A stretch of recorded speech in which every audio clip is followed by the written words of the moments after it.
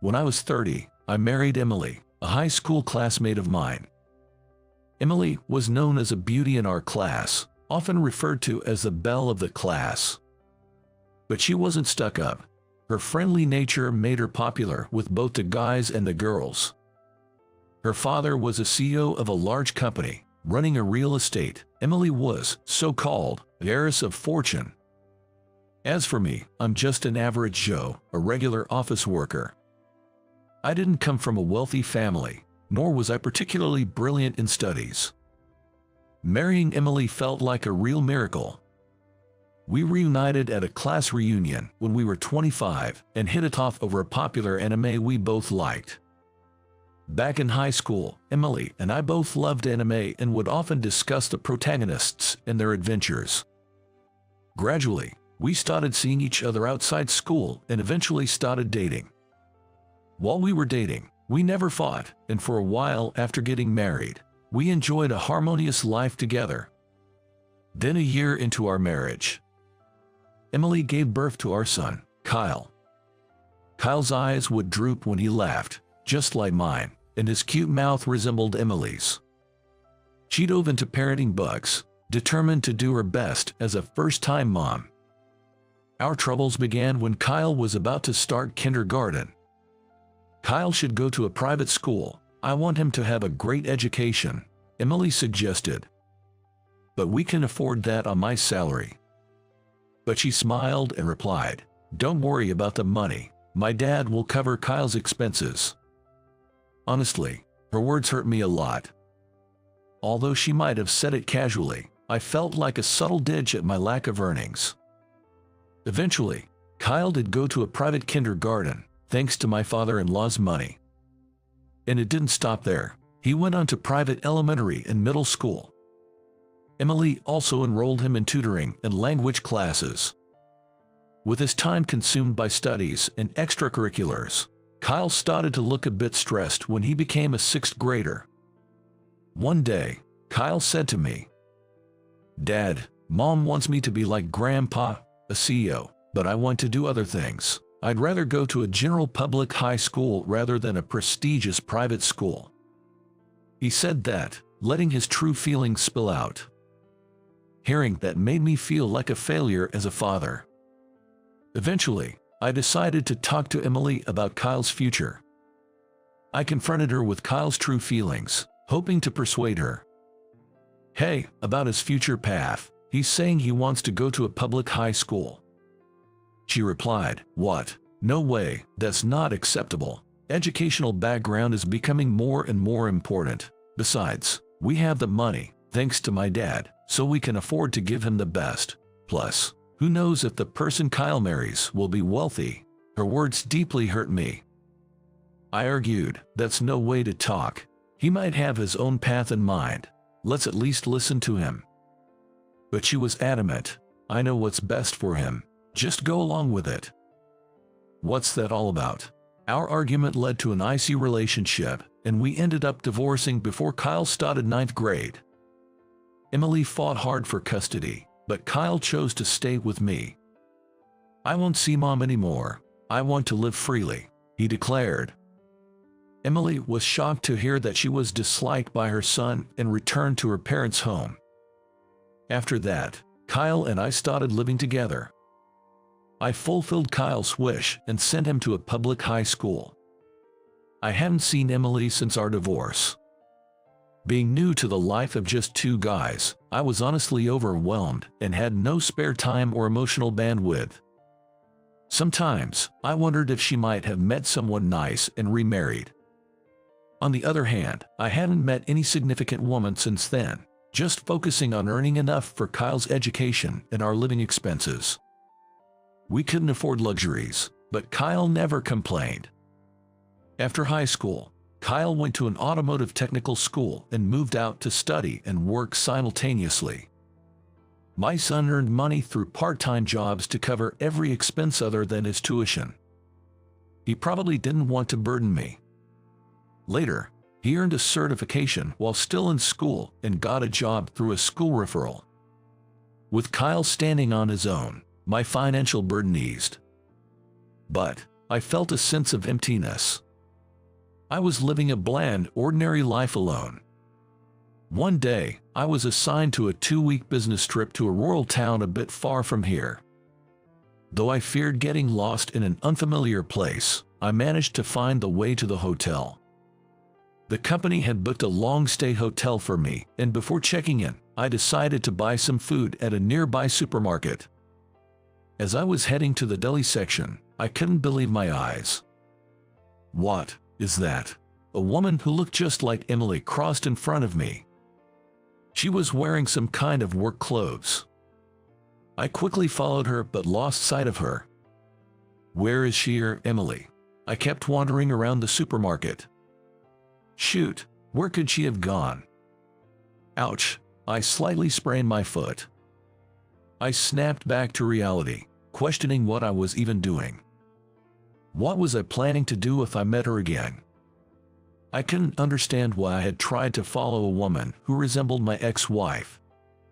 I didn't want to confront her with any resentment, or maybe deep down, I was still holding on to feelings for her after 5 years. I couldn't find an answer. I just wanted to see her again. That much was certain. The next day, after finishing my work, I walked around the area where I had lost sight of her. The supermarket was bustling, especially busy with a sale that day. I couldn't find anyone resembling her. It was a long shot, looking for someone based on such brief information. Maybe she was someone else. And even if I did find her by chance, what then? Just as I was thinking of giving up and heading back, I spotted a woman in the same uniform as the one I saw yesterday. In a hurry, I followed her, making sure not to lose sight of her this time. I wondered what I would do if it turned out to be someone else and couldn't bring myself to call out to her right away. I was also unsure about what to say. Eventually, the woman came out of a door near the restroom, carrying a bucket and mop. I was certain when I saw her face, it was Emily. I hesitated for a while, watching her, but then made up my mind and approached her. "Excuse me, are you Emily?" She saw me, gasped, and her face turned pale. "Tom, is that you?" Her voice trembled as she spoke. The stunned woman standing before me was nothing like the Emily I used to know. With minimal makeup, a gaunt face, and hair not as neatly kept as before. She still had traces of her past beauty, but her cheeks were hollow, showing signs of wear. She said, somewhat embarrassed, "It's been a while. I never expected to meet you here. I didn't want you to see me like this." "I'm actually here on a business trip." I was surprised too. I replied. I just wanted to have a proper conversation with her again. I took out a notebook from my bag, scribbled down the name of the hotel where I was staying and my cell number, and handed it to her. I went back to the hotel and waited for a call. I didn't expect her to contact me so soon, but she did, around 7 p.m. "I'm near the hotel right now," she informed. I felt her tension in her voice. We decided to go into a pub next to the hotel. Wanting a private conversation, I requested a private room. After the drinks and food were served, Emily abruptly began speaking. "I'm sorry for what happened back then," she said, with tears in her eyes. She looked up from her downturned face and forced a strained smile at me. While feeling a sense of nostalgia in her expression, my heart felt heavy. Then, I heard about Emily's life after our divorce. I went back to my parents' house after the divorce, but I left after a huge fight with my dad. Suddenly, he started pushing a marriage arrangement on me that I didn't want. "How will you survive without me? You've always depended on someone else. You can't live alone. You should remarry soon." That's what he told her. It seemed that these words from her father wounded her pride. She then declared, "I'm an adult. I can live on my own. I won't rely on Dad anymore," and left her home. But reality was not so easy. Despite being a graduate of a prestigious university, Emily had no work experience, and no company would hire her, so she started working part-time as a supermarket cleaner. Also, having grown up in a wealthy family, her sense of money was different from ordinary people. In spite of her low income, she overspent and ended up living a difficult life, barely making ends meet. "I couldn't do anything on my own, just like my father said," she said with a bitter smile. With alcohol easing the tension, we were able to talk freely. She seemed to be worried about Kyle. "I haven't seen him in so long. Is he doing okay? He probably hates me," she wondered. "Kyle's doing well. He's working hard and is well liked by his boss," I informed her. She responded with a slight tearful voice, "That's good to hear." This strong-willed Emily, once the belle of the class and a CEO's daughter, was no longer there. After that, I started visiting Emily occasionally. I was somehow worried about her. Then one day, she shared some news with me. "My dad called me recently. I had been ignoring him, but I decided to face him and answered the call. He was worried about me. Even in my state, I couldn't help but cry. He said I could come back home if things got tough, but I refused, wanting to live on my own." She also mentioned our reunion. Her father-in-law apparently only said "I see." There was no sign of anger in his voice. Rather, it seemed he sounded relieved. Hearing that their relationship was on the mend, I felt relieved too. After a while, Emily and I talked about starting over from square one. Of course, just as friends for now. I told Kyle about this. Then my son said, "All right, I'm with you too. I want to support her again." Emily quietly murmured, "I owe you an apology. I'm truly sorry. At that time, I thought it was the best thing to do for our child, but I realize now that I was wrong." Tears filled her eyes as she expressed her remorse, and I didn't know what to say. I understood where my ex-wife was coming from, trying to prevent our child from facing hardships in the future. I gently embraced her. After half a month passed and my business trip ended, I returned home. I wondered why I had wanted to see her, why I had searched for her. I wanted to hear Emily's voice, to talk to her like we used to. Sure, there was a time when I was angry and resented her. But now, those feelings had completely vanished. The past is in the past, and she had suffered enough. Maybe our reunion was fated. A week later, I went back to the rural town where Emily was. I had something I needed to say to her. "I need you." I wanted to convey just that. And on my next day off, I planned to bring Kyle to meet her in that rural town, the three of us together. I think you're mistaken. John is a very reliable person." I was surprised by her words. I never thought someone would speak of me in such a way. "The woman's name is Emily. So please keep up the good work," she said, smiling broadly at me. Before meeting her, I had been spending my days in this unpopular shop, feeling unmotivated. "My name is John. I'm the hired manager of this shop, which even today is so quiet you could hear a pin drop. It's so boring. The shop I'm in charge of is a bakery chain. And it's one that's been running at a loss for years. I was assigned to this failing shop for a reason. To put it simply, it was like being exiled. Moreover, I ended up here because of my female boss's harassment." "Oh, the bread isn't selling at all today, is it?" I heard her irritating voice.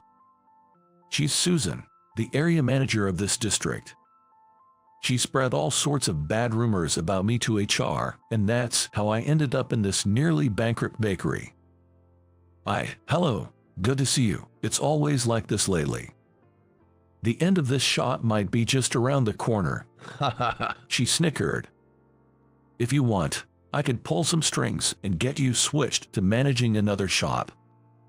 For some reason, she leaned in and asked me this. As if I'd want that. "It's fine.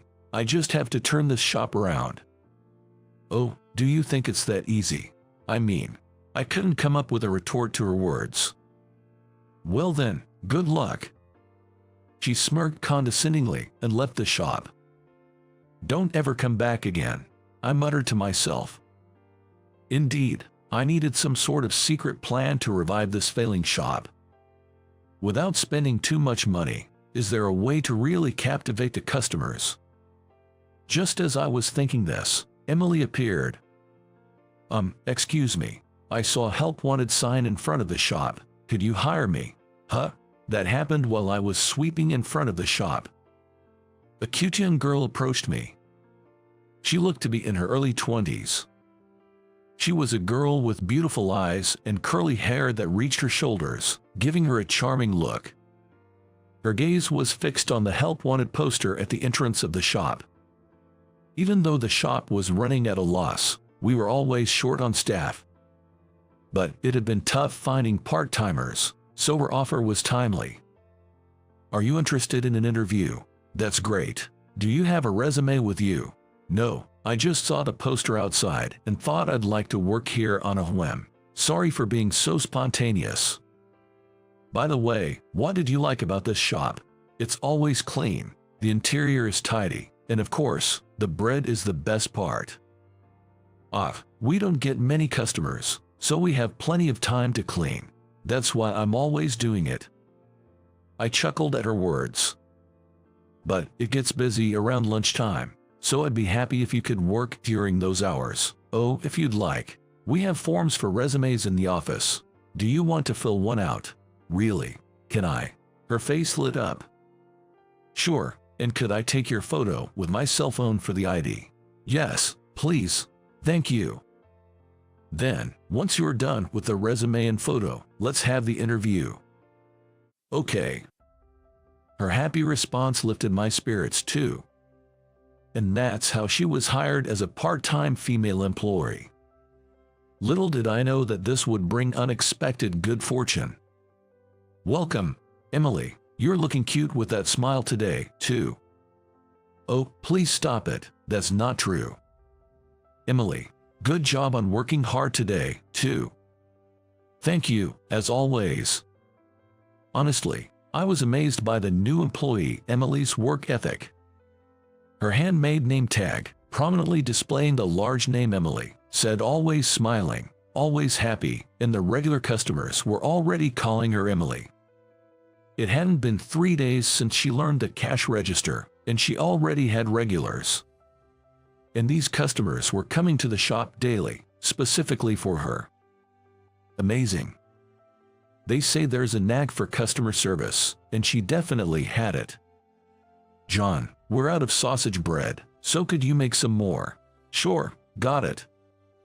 Plus, ever since she arrived, the bread sales have been doing well. Hiring just one employee had such a significant impact on sales, which was something I hadn't experienced in my years in this industry. Thinking I've hired a real golden egg, I asked the kitchen staff to bake more bread. Murray, it's been busy lately. That's right. The staff, in a good mood after hearing my instructions, started making the requested bread. John, it's less crowded now, so I'll go sweep outside. At Emily, thanks, I appreciate it. Her quick wit and initiative are impressive. She always thinks ahead, understanding what needs to be done and takes action without being asked. Back when I was a student working part-time jobs, I was always the complete opposite, constantly waiting for instructions. While admiring her promise for the future, I often wondered why she was working so hard every day. Then, one day, something caught my eye. Is this okay?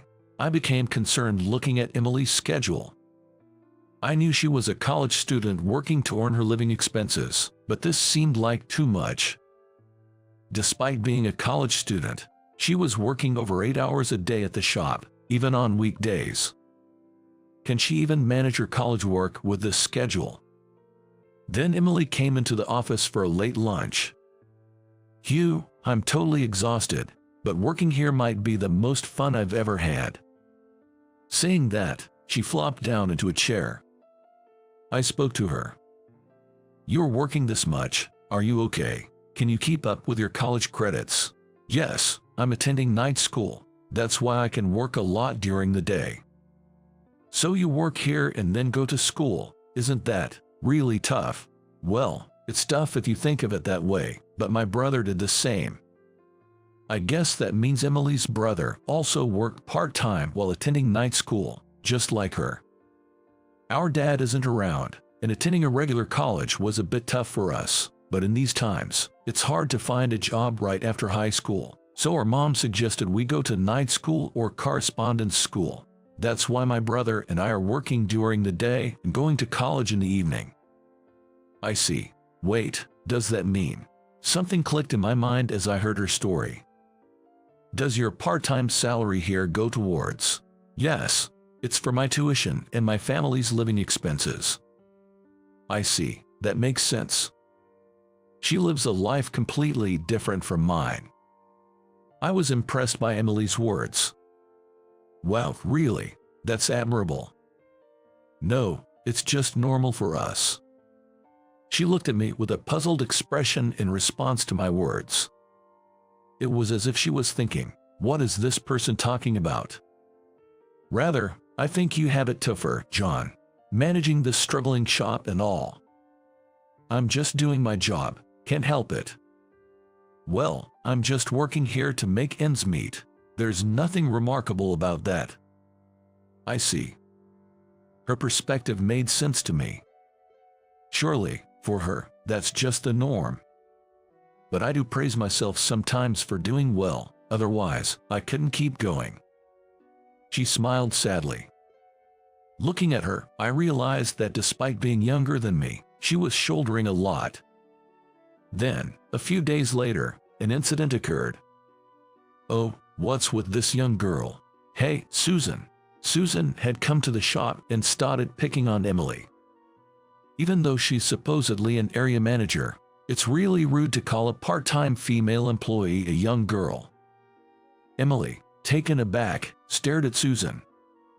But then, she smiled and said to Susan, "Welcome, you must be Susan, the area manager. I've heard about you from John." Wow, quite the professional response. I heard you recently joined and come from a challenging home environment. No father around. Must be tough being in a single-parent household. But you know, we're kind enough to employ you, so you don't end up on the streets. Be grateful. What was that statement? I was furious at Susan's condescending words. It's one thing to belittle me, but I can't stand her insulting my employee. Susan, that's no way to talk. It's disrespectful to a part-time female employee. As I defended her, Emily looked at Susan and firmly said, "John hired me. I'm not employed by you, who don't mind using disrespectful words towards a part-time employee, even though working in customer service." Wait, Emily. John, could you please be quiet for a moment? I tried to intervene, but she turned to me with a smile. Seeing her smile, I was rendered speechless. I felt a strong sense of authority from her. Listen, it's not like John, who was demoted to this loss-making store, is the one paying you. That's not true. John is a very reliable person. Besides, I get my salary from the company, which ultimately comes from the money paid by customers. I'm not being paid by you. I was surprised by her words. I never imagined she could be so assertive, always being so cheerful. You, acting all high and mighty for a part-timer. I could easily have a word with HR and get your evaluation dropped. Susan was red with anger. Then Emily looked out the window and said, Looks like Grandpa's here." A fancy black car had pulled up outside the shop. And seeing the person who got out of the car, I was so surprised that my mouth hung open, unable to close. The person who walked through the shop's door was none other than Mr. Anderson, the president of our company. What is Mr. Anderson here? Even Susan seemed panicked by this. Emily then spoke to Mr. Anderson. "Geez, I had no idea Grandpa managed this store. If I'd known, I wouldn't have applied." "What's wrong with working for me? Don't you like it?" "Well, Grandpa, You always come to check on me and my brother like this. It makes it hard to work. You must be John. Emily always talks about you. Thank you for taking care of my granddaughter, Mr. Anderson said. Wait, Emily is Mr. Anderson's granddaughter. Susan was staring at Mr. Anderson, turning pale. No way. I thought she was from a poor single-parent family. Emily spoke up, looking embarrassed. He's my maternal grandfather. I kept my father's surname after he passed away. Then the night school story. Well, you know, there are many people in the world who work and attend such schools. Our mother believes in not relying on our grandparents and doing things ourselves. They watch over us as we strive to do our best. I can't believe you're Mr. Anderson's granddaughter. Susan was pale as a ghost. As Emily said, correspondence and night schools are simply institutions open for working people. It seems that Susan even harbored prejudices against such places that are frequented by those people. So you're unhappy that my granddaughter attends night school? No, not at all. I think she's a commendable young lady, working hard at her job and studies for her mother. Susan forced a smile and gave a sycophantic laugh to Mr. Anderson. Seeing this, I couldn't help but burst out laughing. What's so funny? Oh, nothing. Just, remember this. She spat out. You're an area manager, yet you speak to your junior colleague in such a manner. Mr. Anderson couldn't overlook Susan's inappropriate behavior as a supervisor. Her already pale face turned even paler. Mr. Anderson then said to her, I've heard a lot about you from the employees. I wanted to see if it was true. I stopped by the store today, but it seems the rumors might be true. No, that's a misunderstanding, Mr. Anderson. Regardless, I'll be letting HR know about an area manager who verbally abuses the manager and part-timers. No, please. Susan slumped in defeat. Seeing this, I applauded Mr. Anderson and his granddaughter Emily from the bottom of my heart. After that, Susan was removed from her position as area manager and demoted, now tasked with managing a failing store in the countryside. She was told not to return to headquarters until she turns that store around. As for me, it's busy again today. John, keep up the good work. Since Emily joined, the shop has been bustling every day. Now, we're making enough sales to offset years of losses. It's incredible. So many customers today. It's all thanks to your hard work, John. Emily said with a smile.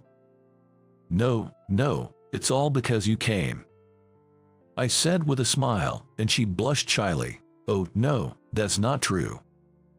Seeing her work hard every day, I realized I couldn't stay down about being transferred here and started doing promotions, flyer distribution, and posting.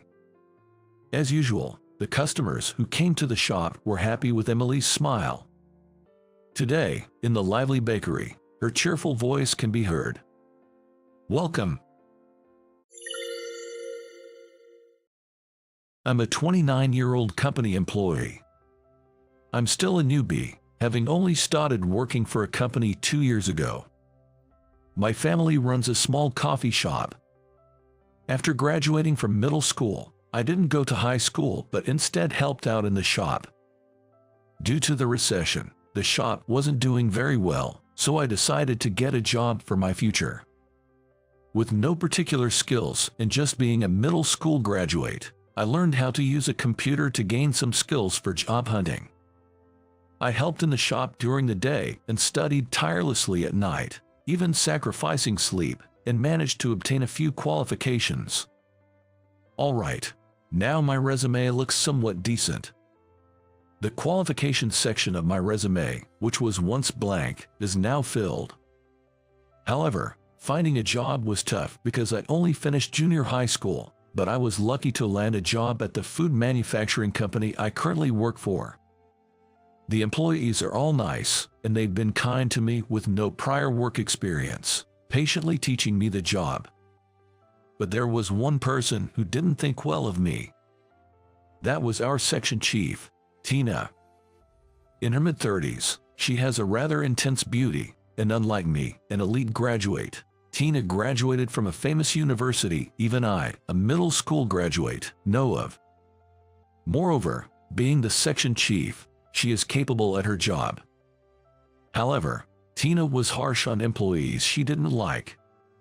She clearly disliked those who didn't listen to her, were timid and couldn't speak their mind, and those who were inefficient.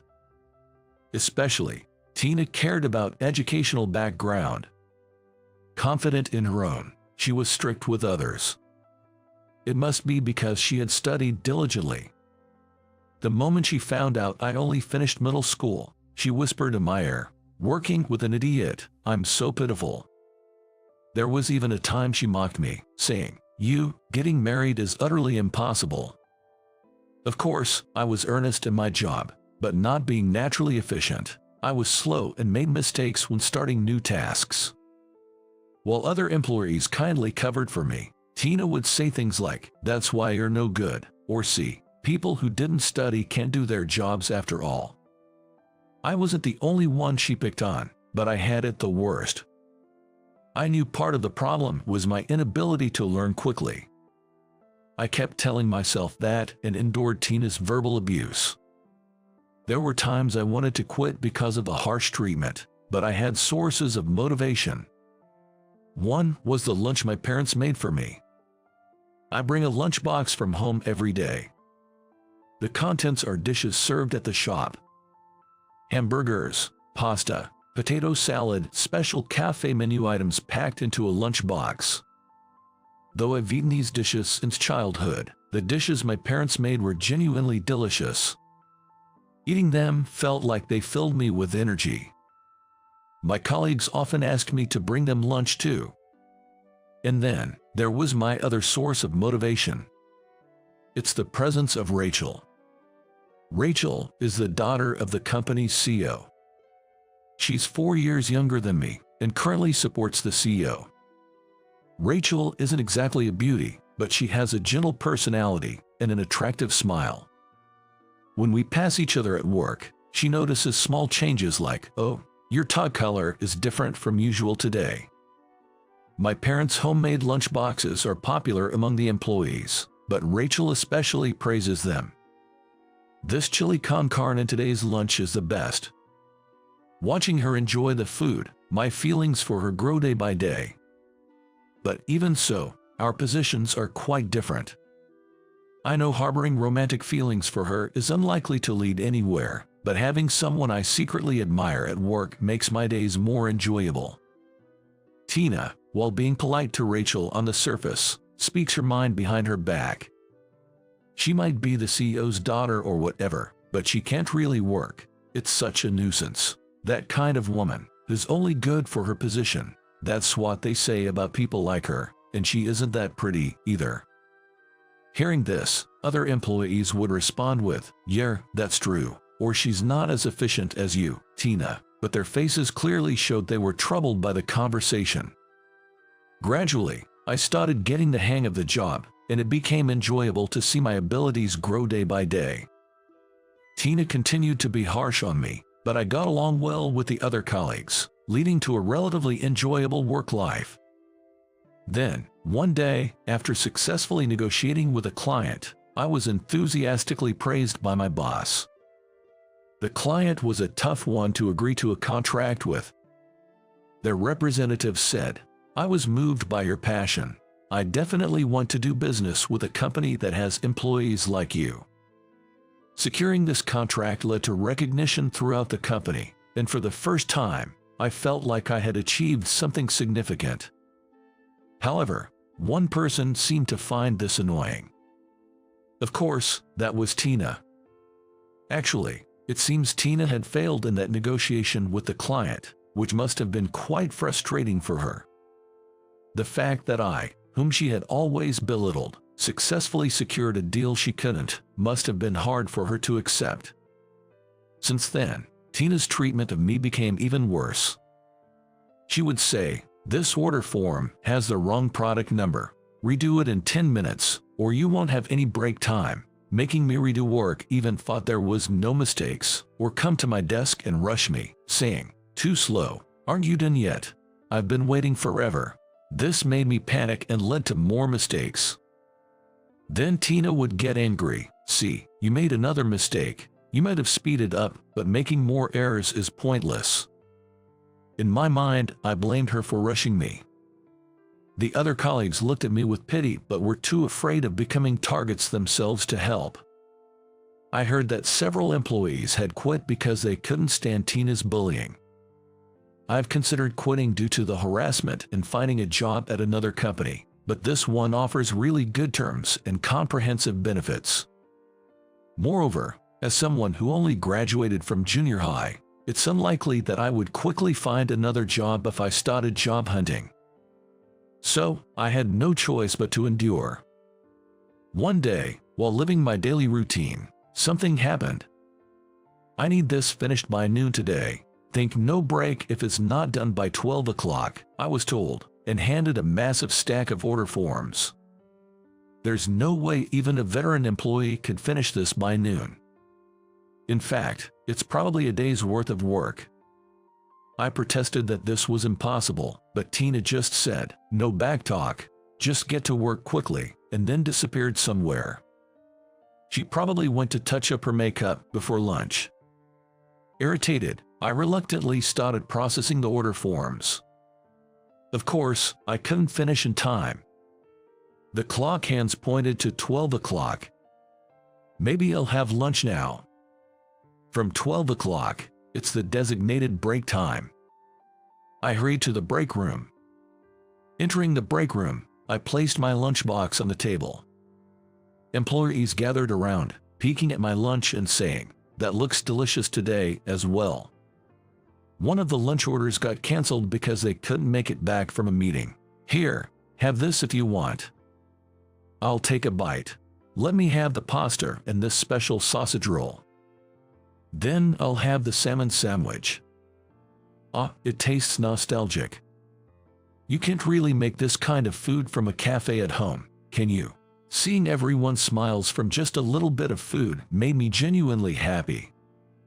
While enjoying lunch and casual conversation, someone approached with loud heel clicks. Ah, those footsteps, in comic book, they might describe this presence as oozing with a velour. I felt a chill down my spine. It was Tina. As soon as she saw my face, she spoke in her usual harsh tone. "Hey, if you're taking a break, that means you've finished the order forms I asked for, right?" Realizing the situation, I answered honestly. "I hadn't finished yet, but I've completed all the urgent tasks. I plan to finish the rest in the afternoon." I responded calmly and matter-of-factly. Then, turning my back to Tina, I continued my lunch. My actions must have really annoyed her. Tina snatched away my lunchbox. "Eating comes later. Work is more important. Get back to work," she said. The other employees tried to calm her down, saying, "Come on, Tina," but she was too enraged to listen.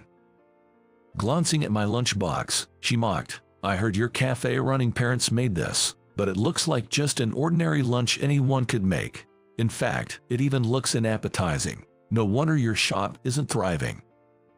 I couldn't stand her belittling my parents. I couldn't help but say to Tina, "Please stop making fun of me, and could I have my lunchbox back?" Angered by my response, Tina's face turned red, and she poured tomato sauce all over my lunch. "Hey, what are you doing?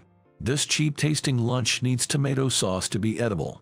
It suits a junior high school graduate like you," she said. Her actions shocked the other employees, who remarked, "That's going too far."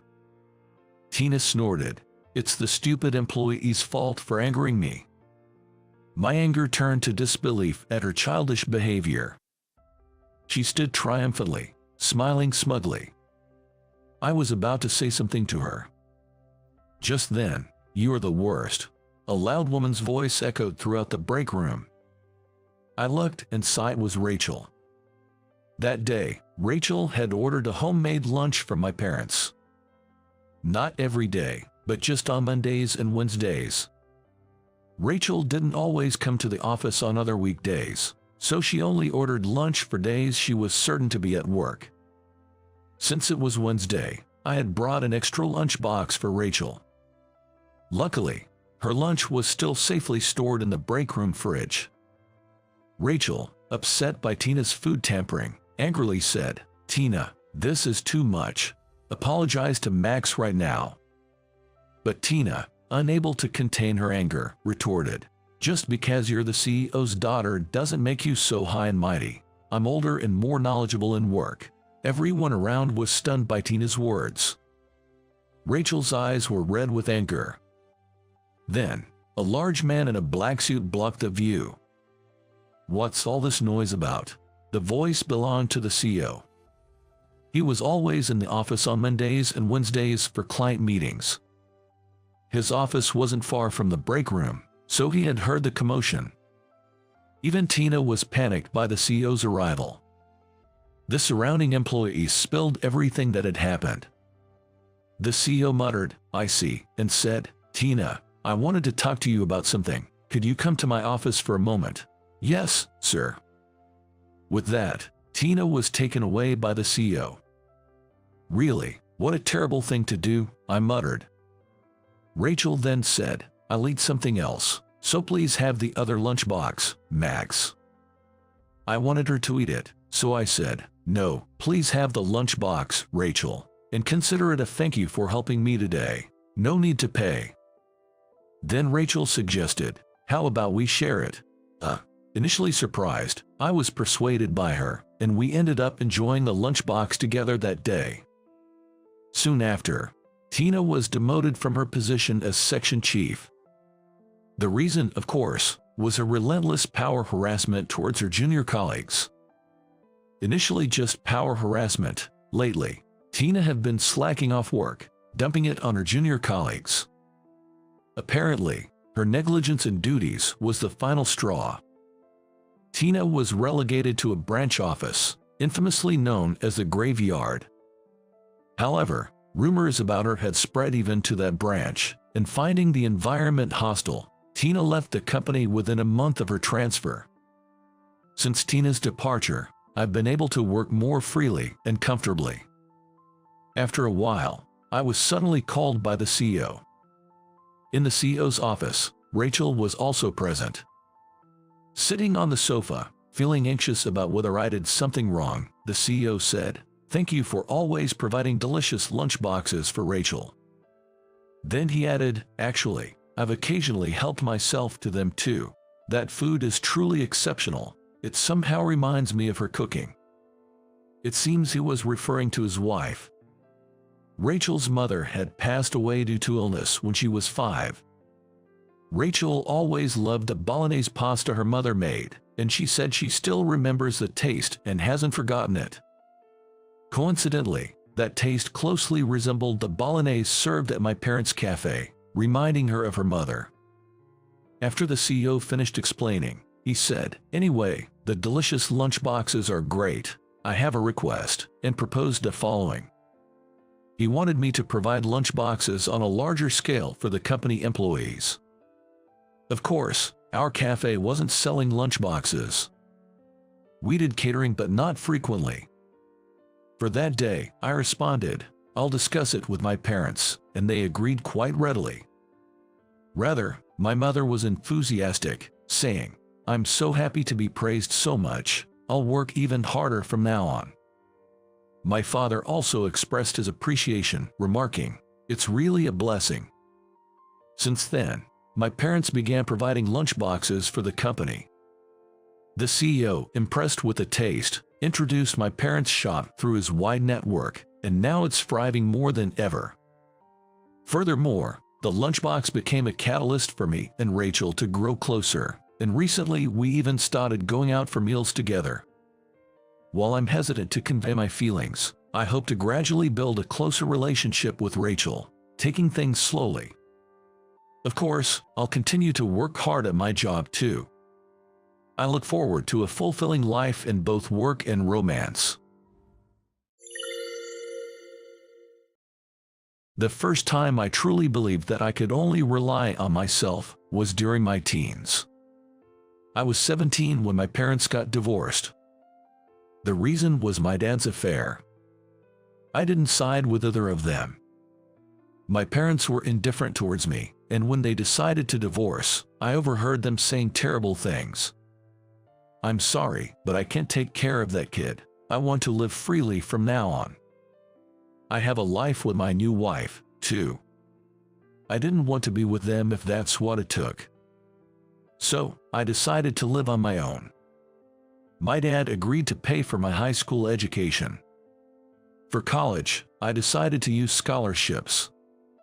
During my college years, I worked hard and was always at the top of my class. My job hunting went smoothly, and I successfully landed a job at a major company. I no longer needed anything from my mom or dad. Feeling that I could live on my own was liberating. After joining the company, I worked hard for the company's sake and soon was entrusted with important tasks. My colleagues and seniors seemed to dislike me. They were probably jealous of me efficiently doing my job and getting praise from the bosses. I always thought, if you have time to be jealous, you should be working hard instead.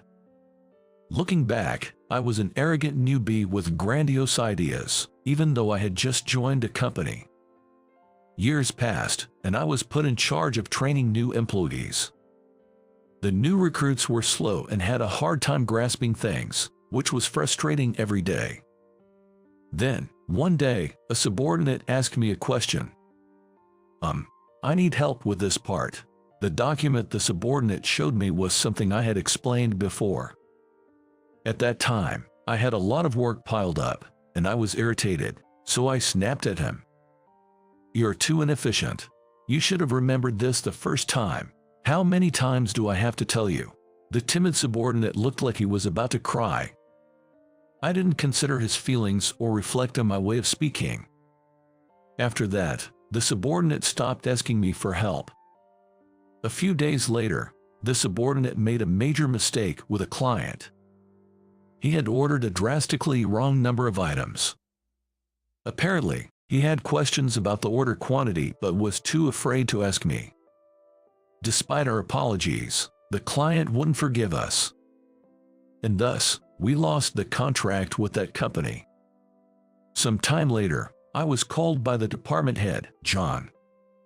"The personnel changes are coming up soon. You're being transferred to a branch in a remote area," he said. Hearing this, my mind went blank. That branch was known as a backwoods branch, significantly smaller than the headquarters and handling only minor projects. In essence, I was demoted. Come on, this just isn't right. Frustrated, I confronted John about it. "Is this because of the mistake my subordinate made recently?" "That wasn't my fault, it was his. He should be the one held responsible, not me." To my surprise, John said something unexpected. "Demotion? No, it's not like that. That place is my hometown, actually. The air is fresh and it's a really nice place. It might just provide what you're currently missing." Saying that, he patted my shoulder and left. News of my demotion spread quickly around the office, and everyone seemed to have a serves-you-right look on their face. I thought about quitting the company altogether, but instead, I resolved to make a success of the rural branch and show them all. About a month after being told of my demotion, I finished preparing for the move and was driving to the new town. It was pouring rain that day, with strong winds. The rain lashing against the windshield made it hard to see. As I was driving irritably, suddenly a young woman dashed out in front of my car. "Watch out!" I braked just in time, and she was safe, but stood there, stunned. I was worried, so that I stopped the car and got out. She was completely drenched, not even holding an umbrella. "Are you okay? Why are you out here without an umbrella?" When I asked, she answered with an anxious look. I dropped an important charm. I was looking for it when my umbrella got blown away. It must have been really important to her. She was on the verge of tears. "A charm. I'll help you look for it." I handed her a towel from my car and found myself offering to help. "No, it's okay. I couldn't ask you to." She looked down as she spoke. "First, you need to change out of those wet clothes before you catch a cold. There's a big clothing store just over there. Shall we buy you some dry clothes?" Yes. Somehow, I couldn't leave her alone, and I drove her to the roadside clothing store. After parking the car, I handed her an umbrella. "I'll wait here for you." "Thank you so much." After waiting in the car for about 15 minutes, she returned wearing a new shirt and jeans. We then went back to where she lost her charm and started searching. "It fell on the road, right? Are we looking in the right area?" "Yes, I think so." We searched thoroughly from one end of the crosswalk to the other, under the umbrella. Then, something glittered in a gutter across the road. "Isn't that your charm over there?" Yes, that's it." She carefully wrapped her hands around the light blue charm and seemed relieved. "I'm so glad we found it." And she repeatedly thanked me, saying, "Thank you so much, you've been a great help." By then, the rain had almost stopped. She smiled brightly and nodded in gratitude before leaving. It's been a while since someone thanked me like that. I felt somewhat bashful. Then, I got back into my car and headed to the rented apartment provided by the company. The apartment was quite spacious for one person and nicely furnished. However, there wasn't a supermarket or even a convenience store nearby. The closest supermarket was a 30-minute drive away. Moreover, that supermarket didn't have a great selection, leaving me feeling uncertain about my future here. A few days later, I headed to the office for my first day of work. The branch office was about the size of a slightly larger convenience store. "Can I even work in such a small place?" I muttered to myself unintentionally. As I opened the door and entered with a bit of nervousness, I noticed the office, with just a few desks lined up, was cozy, and unlike the sterile main office, there were potted plants around and everything was neatly organized, creating a warm atmosphere. Did I arrive too early? There didn't seem to be anyone inside yet. Maybe the female staff were changing. Just then, I heard a woman's voice from behind. "Good morning." As I quickly turned around to greet her, I was surprised to see the woman standing in front of me. "It's you." It was the same woman I had helped look for the charm that day. She also looked surprised, her eyes wide as she saw me. "Actually, I've been transferred here starting today." As I said this, she asked, "Could you be the Michael that Dad mentioned?" "Wait, Dad," I thought, but first, I introduced myself. "Yes, hi Michael. I've come from the headquarters. Nice to meet you, but I'm really surprised to meet you here." Her name, it turned out, was Emily. And she was John's daughter. John had left his family in the countryside while working at the headquarters, and though I had briefly heard he had a daughter, I never imagined she'd be working at the branch. Emily said, "Dad mentioned you. He said you are always hard working in your job."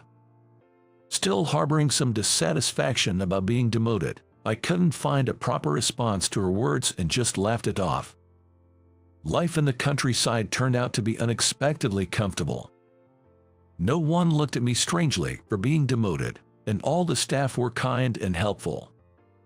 If you have any questions, feel free to ask. You can ask as many times as you need until you understand.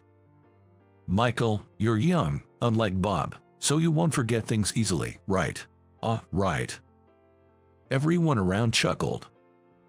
It was a very homey atmosphere. While I asked questions about things I didn't understand, I quickly and efficiently handled the tasks I knew. Emily often praised me, saying, "Michael really knows his job. Everyone here is so glad you came. You've been a big help." Before, I was not good at being relied upon, but since coming here, I've started to enjoy being needed. At the same time, I was determined to become someone others could rely on. Several months later, John visited the workplace. Initially, I had resented him, but now, there was not a trace of that feeling left, only gratitude. I immediately went up to greet him with a smile. Long time no see. I noticed he had the same charm on his bag that Emily always wore. The charm I had helped her find in the rain was a family matching item.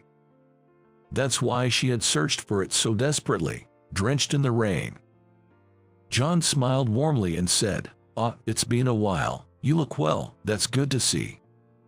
John approached me and said, "I'd like to have a word with you, just the two of us." Looking at me, he said, "Michael, you've changed in a good way. You look great. I guess it's because everyone here is so nice, and I enjoy the work. When I was first transferred, I honestly resented you, thinking, why do I have to be demoted? But you intentionally sent me here, didn't you?" John replied. "Exactly, Michael, that's right. I wanted you to learn more amongst people. Remember, you always tried to do everything on your own." To his words, I jokingly yet sincerely responded, "Thank you for demoting me." But that was truly how I felt. John laughed and said, "I told you, it's not a demotion." Furthermore, he mentioned, "Emily talks about you all the time. Thank you for teaching my daughter at work. Also, the HR department will probably ask about your future plans. If you wish, you can return to the headquarters. Just think about it for now." Months ago, I would have immediately thought about returning to the headquarters. But now, I was really uncertain.